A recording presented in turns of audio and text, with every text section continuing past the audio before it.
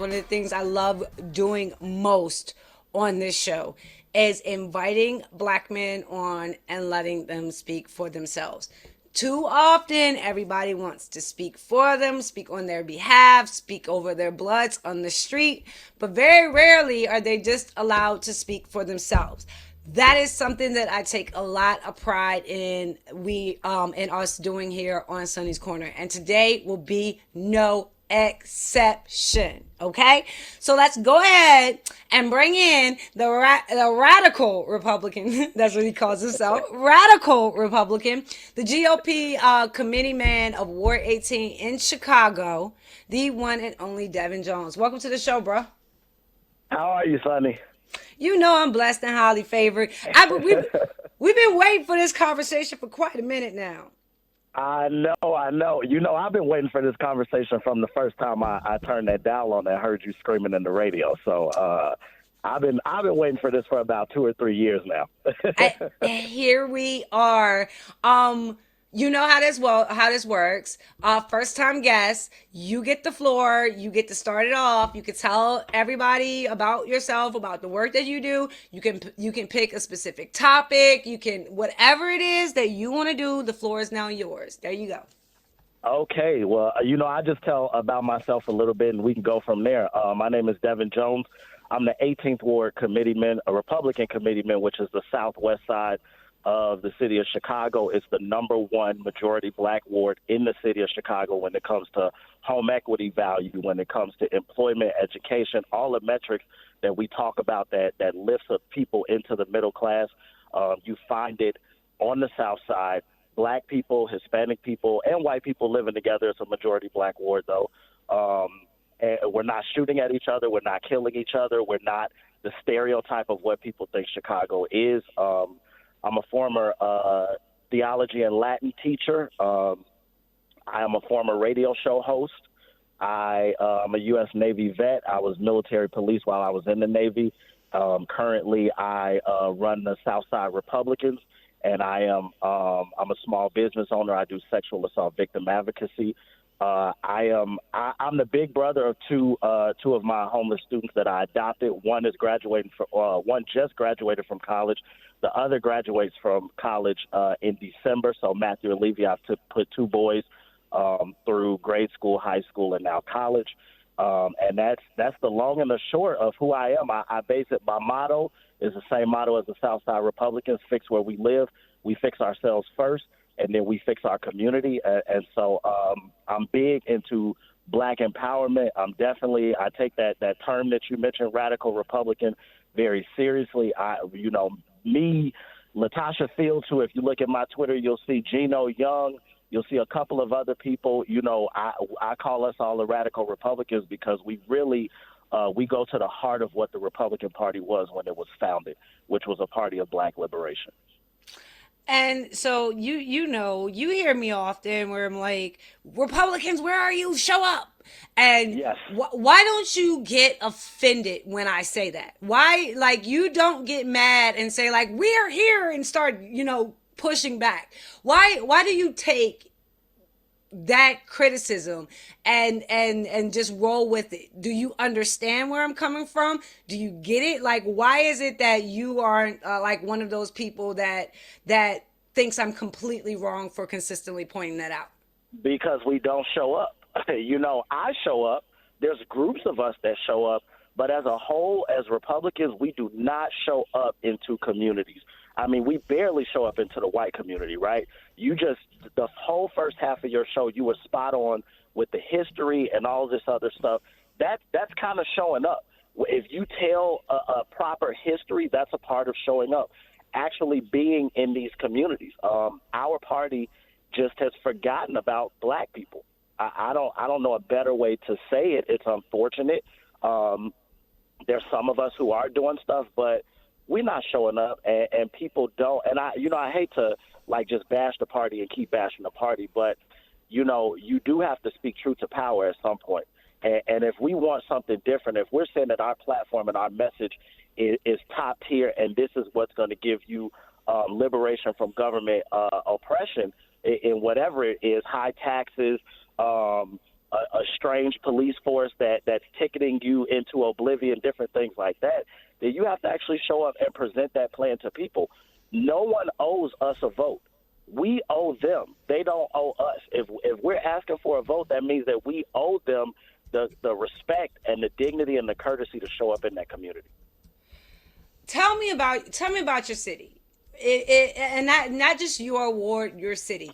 Yeah. Explain it to me through your eyes. I grew up in Chicago. I think this is the most beautiful city in the country, and it has so much potential.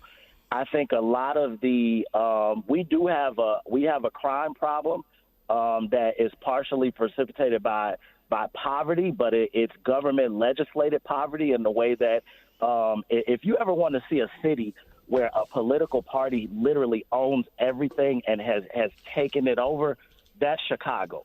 And nobody in this country really knows politics the way we know politics in Chicago. And so what you see here when you know people on these different news channels want to talk about the violence and the poverty and the lack of quality public education, these are policies. We've had the same leadership for decades. We've had mayors that have been mayor my entire life. My state rep has been my state rep literally from the moment of my conception. You know, so that's the issue. Is bad policy has caused people to be thrust into a generational perpetual poverty. And so people are going to go out and get money how they got to get money. You know, if you have to rob somebody, if your corner is the corner where you're hustling on and somebody encroaches on that, you're going to end that threat. You're going to neutralize that threat. I'm not saying it's right, but that's the reality of what we see. But this is a beautiful city. We don't just walk out the door and we get shot. We're not just all living in poverty. It doesn't look like hell. You know, we've had gubernatorial candidates call this place a hellhole. This is not a hellhole. These are people. These are people with a dignity that are literally just fighting to survive, and no one's giving them any type of political uplift to actually survive. So they're doing what a person is going to do is to survive by any means necessary. So if you're in the way, I don't know, you might just get killed. This is one of the things that I have noticed in the time that I've kind of been in politics. We saw the switch where remember, like, prior to Barack Obama, it was like black politics ran through Harlem, right? So you had to go through Harlem, New York, and Jesse Jackson and Al Sharpton and their crew. You had to go through them in Harlem to win the voice or win the backing of the black progressive democratic machine. When Obama came in, Obama was like, yeah, no, we're not doing that. We're going to move the epicenter of black political power to Chicago. And in that move, they created the new center of the Democratic machine. So you had Rahm Emanuel, you like all of these leaders and thought people that are currently still shaping the political forefront of the Democratic Party. They were all in Chicago. And it goes to tell you how much emphasis Democrats put on complete and total control and domination of that city. And they dominate everything, Sonnie. I mean, and you know, I can't really knock them for it. It's something that we should be doing too. They partner with churches. They partner with doctors' offices. They partner with attorneys. They partner with small business owners, homeowners, wherever they can create a partnership, get a foothold, and then eventually they end up strangling whatever is there. But wherever they can partner to get into a community, that's what they do. And they show up. It's like guerrilla warfare for them. But I do want to say one thing. Chicago has been the epicenter of liberal policy for quite some time. You know, the University of Chicago is here, which is where a lot of liberal thought policy comes from. A lot of your comprehensive sex ed, your different strange ideologies on public education come out of the University of Chicago and Northwestern University. Mike Madigan, I don't know if you've ever heard that name before, but it's rumored that Nancy Pelosi used to have conversations, like weekly conversations with Mike Madigan, who was the Speaker of the House and leader of the Democratic Party here in Illinois, in relation to national Democrat policy. So we've kind of been quietly the Vatican, if you will, of extreme liberal policy and Democrat policy for quite some time. If you remember, our first mayor, Daley, helped get Kennedy elected, probably fraudulently, but he did. There was the Democratic National Convention here and all that other stuff. So we've kind of been the capital of liberal policy for a while. And that is so true, because not only like the riots that happened in Chicago, Yes. those were what gave Cloward and Piven kind of their idea about Yes. how to bankrupt the nation. And Yes. seeing them burn the city, they were like, oh, they didn't see that as an atrocity. They didn't see that as a bad thing. They saw that as a catalyst for them to be able to get to what they wanted, which is a bankrupted American system. So out of that death, poverty, and destruction, they actually got building blocks for the ideology we see today. Correct. And when something comes up politically in Chicago, it eventually goes nationwide. Rahm Emanuel was from Chicago, but he was in the Clinton White House. So Hillary Clinton is from the Chicagoland area. She's from, I think, Oak Park. So she grew up here. This is where it starts. And oh my goodness, it's so funny because now that I'm like, we're in this kind of phase of it, this is also the Fred Hampton story, right? Comes out of Chicago. Yes. And Black America is very covetous of this story, and letting the story lead them to believe that America is a racist nation. Look at what happened to Fred Hampton. And this is layer after layer after layer of Democrats. So Democrats control the city. Democrats control every portion of the city. They control Illinois, the state. They had you wouldn't even think of Democrats controlling. Like, so many people here don't even know the various elected offices we have. We got a metropolitan water reclamation district, and we elect these people to sit there. They work 26 days a year, make $70,000, and they are not the ones who even decide anything in reference to the water in Chicago. But it's a stepping stone. They use that to get their people in an office where they're making a pretty hefty salary, and then they can do other stuff. It's almost like ghost payrolling. They create positions on the government dime, get people elected. Most of us who are Republicans or just general populace don't even know that these positions exist, and then they use that to bankroll themselves, and then they have, if the Democrats throw an event, it's not looked at as a Democrat event. It's looked at as a neighborhood event, a community event, because they're so entrenched, because that they do partner with people, and you get a box of food, but what you don't know is that they just taxed you $100 for that box of food. And also, it gives them the ability to be full-time activists. Absolutely. Yes, that's it. This is why they're able to make all of these connections. They're able to make all of these partnerships and this stuff a reality, is because they are put on board. So they're given positions and titles where they don't actually do anything, but they're paid. And then that allows them to go out and to do the work. And you see a lot of it too with like the unions in Chicago. Yes. Like you get free days off of work for you to go out and do this activism, and you're going to get paid for it. Like, this is what they've given themselves the power to do in creating these full-time activists off of taxpayer money. Correct. And I have lived that out. I started in politics at 7. My mother used to take me around canvassing, like getting petition signatures for Democrats to get on the ballot. Well, my mother was a Cook County sheriff, so she was in the union. In order for her to keep that job as a sheriff, law enforcement, we back in the blue and all that other stuff, if she didn't go out and get those signatures, they would have found a way to fire her. So in order for her to do that, to keep her job, that's what she used to go out and do, is get signatures for these Democrat candidates so that they could get on the ballot and stay in office. The sheriff at the time, different state reps, state senate candidates. So as a 7-year-old, I was watching this in action, thinking this was the way that you do it. This is how government works. And that's the sad part, right? Because we know, right? We see behind the scenes. We understand like how corrupt this is.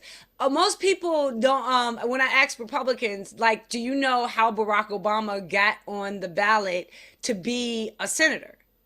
No, Mm-hmm. most people don't know.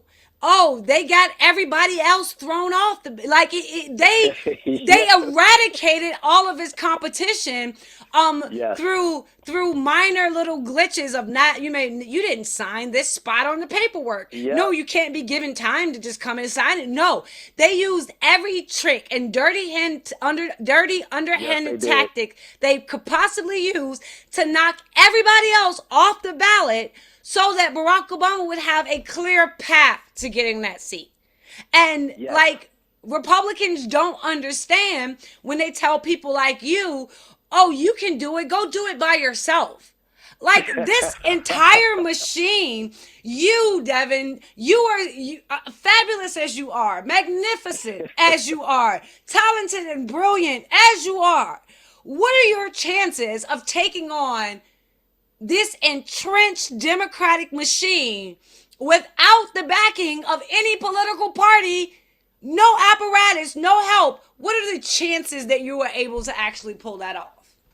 It would literally take Jesus Christ himself to come down and walk with me, and he was crucified. So I don't even know if it would work then. You're talking about a city where our budget this year, I want to say, is $16 billion.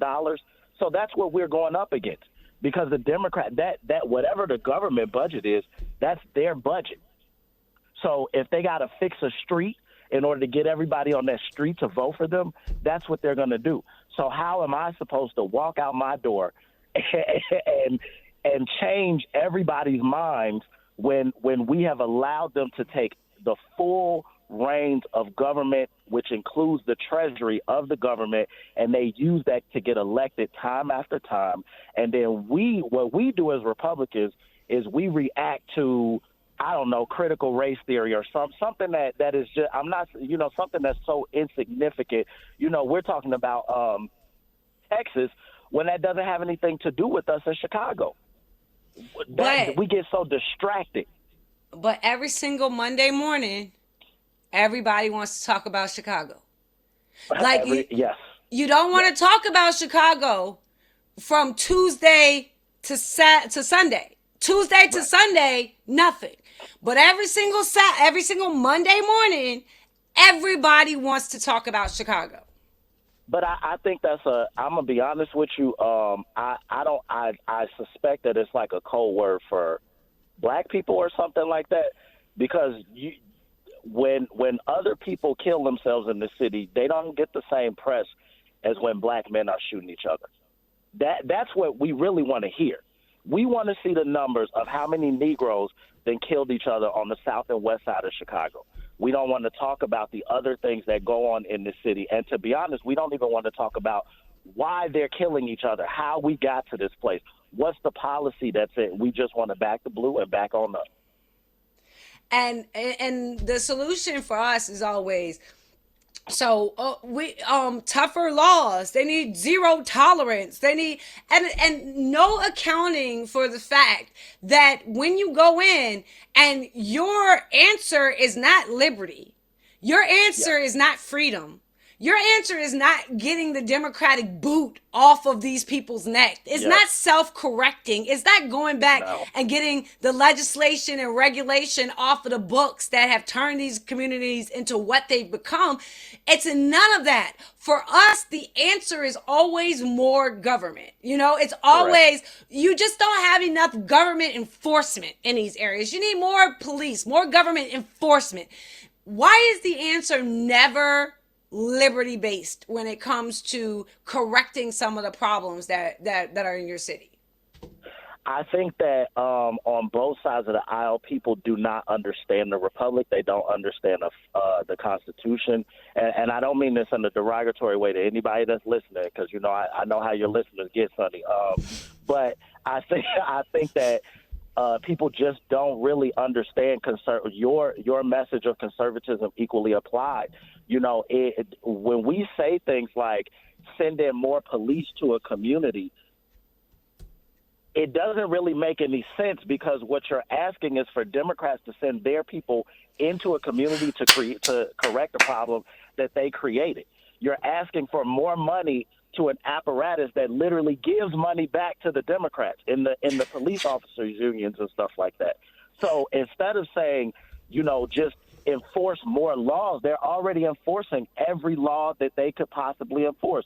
It's hard to own a gun here. If you have a gun, legally, if you have a weapon in Chicago, something happens, you protect yourself, you're guilty until proven innocent. We have high property taxes, high sales taxes, high gas taxes, high grocery taxes.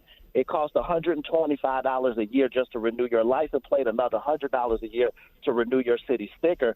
All of that is enforced, and it's heavily enforced. You get tickets, fines, fees. You get property confiscated. You get automobiles confiscated. You get locked up if you don't do stuff here. So I don't know how much more enforcement we can do, because people are going to survive by any means necessary. So the best bet is to reduce some of these ridiculous laws that we have here, strengthen the laws that actually make sense, have competent, qualified police officers, because we do have corrupt police on our police force as we speak, and build some type of trust. But to just flood the community with police or send in the National Guard, well, let's just become China at that point. I don't want to walk out my door and there's police and National Guard everywhere. What does that do to my property value? Hey, hey, hey, let's just become China. Why don't they get it? Why, like, if they talk about the Uyghurs in China and China's complete crackdown on them, they say, oh, it's so horrible, it's so bad. But that is their exact prescription for American cities. Like they want the exact same formula for American cities, while talking about how abusive and destructive it is in China. Like, and there is no sense of hypocrisy. There is no sense of self-reflection. None. There is no sense of validation of principle. Like, it is completely overlooked and ignored. And you can see this also in, like, New York. And they're like, bring back stop and frisk, bring back this, bring back that. That all worked. Well, it didn't work. That's why the people were so mad at you. That's why they hate the police. That's why they don't believe that they are a part of American society, or that American society or government apparatuses care about them at all. Like, this is legitimately how you created this hatred for everything America. And the Republican conservative response is to double down and do it again. And it's like being completely tone deaf to what the people in these communities are actually asking for. Can I hold you over? Can I just say something really quickly, Sonny? Go ahead. It's not just criminals that get beat down by that system. It's me who gets stopped and frisked. It's my brothers who get stopped and frisked. It's my mother, who was a Cook County sheriff, who has been stopped under those premises, and then they find out after they look at her ID, oh my God, this was law enforcement. So it's good people who also get hurt by that system, and then what they end up doing is hating the police, just like the people who are actually doing criminal activity. And every poll that you have, Black people understand that the police are completely necessary, that they need to be in our communities. We are not rejecting the police in and of itself. What we are projecting, are protesting, is the constant need for us to be so heavily policed, we don't have liberty. That is what the protest is. And when Republicans and conservatives understand that and actually offer liberty as a choice, then it will be easier for people like you to actually go out and sell that message and get people to buy into it. But as long as you are on the ground trying to push liberty, but the Republican apparatus is trying to push Uyghur style disciplinarianship, You know what I'm saying? Like, that is Right. where you have that disconnect. I want to hold you over a second. You come back? Yeah, I'm good. Okay, we're going to take a quick break. We're going to come back with more Devin Jones.